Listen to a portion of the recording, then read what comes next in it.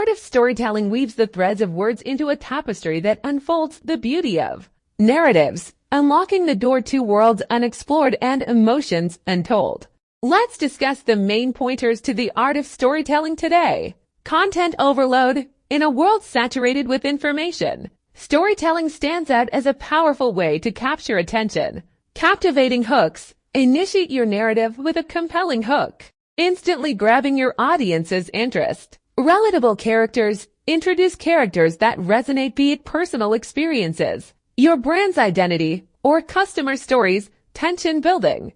Create intrigue by incorporating challenges or posing thought-provoking questions. Sparking curiosity. Emotional injection. Infuse emotions into your story, allowing your audience to feel joy, empathy, or excitement. Surprise twists. Keep your content dynamic with unexpected twists, preventing predictability and maintaining freshness. Resolution or call to action. Conclude your narrative with a satisfying resolution or a clear call to action, providing closure or next steps.